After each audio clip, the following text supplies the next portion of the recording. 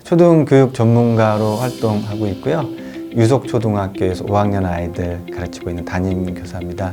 엄마가 지닌 말의 힘은 아이에게 있어서는 거의 신적인 힘이나 가깝다. 그래서 그 말 한마디 한마디가 정제되어서 표현되어야 한다라는 그런 느낌으로 이 책을 조술했습니다.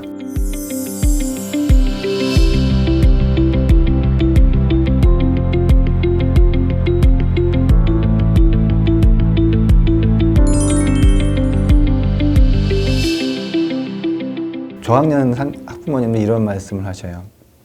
알아서 하는 게 없어요, 도대체. 근데 똑같은 학부모님이 고학년이 돼서 와서 이런 상담을 합니다.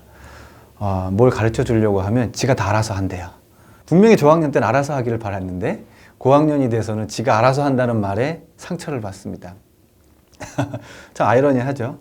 사실 그 자연스러운 과정입니다. 저학년 그리고 고학년 올라가면서 아이가 스스로의 영역을 확대하죠. 아이는 단순히 독립하고 영역을 넓혀 나가려고 하는데 아직 표현이 정제되어 있지 않기 때문에 뭐 엄마가 밉다고 한다거나 화가 난다고 한다거나 이제 그런 표현을 부모로서 평가받는다고 생각을 해요.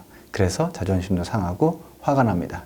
일단은 이렇게 생각을 하셨으면 좋겠습니다. 그 시기에 자녀가 부모를 평가하는 것을 막으면 자녀가 누굴 평가하냐면 자기 자신을 평가합니다.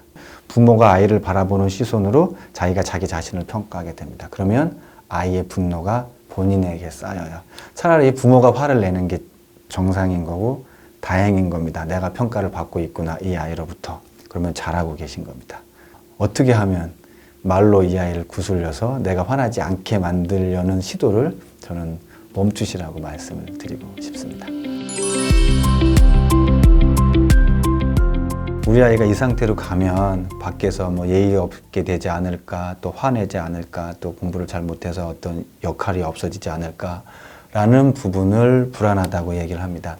그런데 엄밀하게 따지면 불안은 아이에게서 오는 게 아니라 내 안에서 오는 나의 감정입니다. 그리고 가장 큰 것은 내 말을 듣지 않을까 봐 불안을 한 겁니다.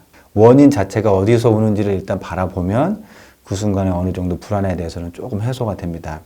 그리고 진짜 아이의 속마음을 찾고 싶다라는 마음에 들어있는 저는 그 무의식을 물어보고 싶습니다. 왜 진짜 속마음을 알고 싶어요? 우리가 마음이라고 표현해서 좀 애매합니다. 그냥 감정을 마음이라고 표현하면 쉽게 이해가 됩니다. 지금 이 아이의 진짜 감정은 뭔가요? 지금 막 애가 화가 나고 짜증나는 건 진짜가 아니죠? 진짜 원래 얘는 착한 아이잖아요. 다시 착한 아이로 되돌리고 싶어요? 라고 물어보는 게 진짜 아이의 속마음이 뭐냐고 물어보는 겁니다. 또 다른 통제를 하고 싶다라는 표현인 거죠.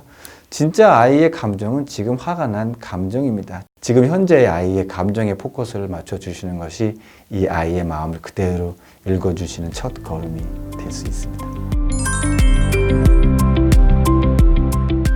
4세가 되면 어떻게 하면 안정적으로 분리를 해나가는가에 신경을 쓰셔야 됩니다. 우리 아이가 분리하는 것에 신경을 쓰시려면 우리 아이를 타인으로 놓고 봐야 분리를 하실 수가 있어요. 많은 분들이 이제 성공적으로 하시는 것을 봐요. 언제까지? 초등학교 입학 전까지는 안정애착도 하고 그리고 분리 과정도 잘 갖춥니다. 그런데 다시 초등학교에 입학하면서부터 뭔가 불안이 시작되고 부모님들이 분리 퇴행의 모습을 보입니다. 그럼 아이들도 그에 발맞춰 나가기 시작해요. 어떻게 하냐면 지금까지 스스로 잘 해오던 것을 갑자기 잘 못하는 어린이로 바뀝니다. 그리고 엄마의 손이 자꾸 필요한, 그러면서 다시 애착을 끌어들이게끔, 이것 봐, 역시 우리 애가 다시 애착이 필요한 거야. 너하고 나의 관계는 아직 분리는 아니고 다시 애착이 필요하지? 라는 것을 이렇게 확인하는 과정으로 가요. 그러니까 이런 겁니다. 4세부터 초등 시기까지는 분리를 연습하는 시기라면 이제 초등 시기에 들어왔다면 분리를 안착시키고 이제 중학년, 고학년 넘어가서 분리를 완성시키는 관계까지 나아가야 돼요. 그래서 분리를 위해서 아이를 타인으로 바라보아야 된다. 단순하게 말씀드리면 그렇게 말씀드릴 수 있겠습니다. 아이들은 공감 능력이 뛰어납니다. 직관적으로 상대의 감정을 파악하고 정서에 몰입할 수 있는 능력이 뛰어나요. 그러한 공감을 이용해서 자녀를 엄마나 아빠를 위로하는 사람으로 만들어버립니다. 가장 쉬운 예가 이거예요. 그것 봐, 그렇게 하니까 넘어졌잖아, 다쳤잖아. 너가 그렇게 다치면 엄마 마음이 얼마나 아픈지 알아? 겉으로 보기엔 아무 이상이 없어요. 당연하죠. 엄마 마음이 아프죠. 아파요. 근데 아이의 입장에서는 내가 엄마 말을 듣지 않아서 다쳤고 결국 그로 인해서 엄마의 감정을 아프게 만든 그런 나쁜 아이가 되는 겁니다.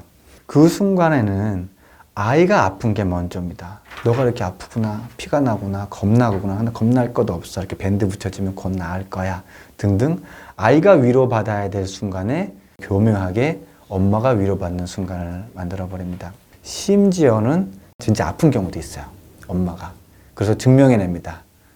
이렇게 위로받아야 될 존재라는 걸, 너로부터. 그러면 아이는 평생 엄마를 위해서 자신의 감정이나 어떤 공감, 모든 애정을 엄마를 위해서 살게 되죠. 꼭 인용을 해 주셨으면 좋겠습니다. 위로받고 싶은 부모님들이 읽으셨으면 좋겠고요. 그리고 그분들이 이 책을 통해서 위로받기보다는 내가 외로워져야 되겠다라는 용기를 얻으셨으면 좋겠습니다. 대화가 잘 안 되는 이유는 어떻게 해서든지 이 대화를 통해서 내가 위로를 받으려고 했기 때문이거든요. 그런 부분들의 책들 많습니다. 근데 저는 그러한 책들을 이렇게 말씀드리고 싶습니다. 내가 위로를 받기 위해서 언어로서 아이들을 통제하는 방법들을 알려주는 겁니다. 그러면 아이들이 결국 나중에 위로를 받아야 될 또 다른 상처를 안는 대상이 됩니다. 그러시지 마시고요. 용기 있게, 많이 무겁더라도 내가 이 책을 통해서 더 이상 아이에게 위로받지 않겠다, 내가 외로워지겠다 라고 다짐하실 수 있는 그런 기회가 되셨으면 좋겠습니다. 그 용기를 맞이하는 순간 제가 단원 드릴 건데 자유로워지실 겁니다. 이 방송을 보시고 이 책을 선택할까 말까 망설이신 것만으로도 아주 큰 용기를 내신 겁니다. 무거운 것을 마주하려고 시도했다는 것 자체에 제가 잘하셨다고 박수 드리겠습니다.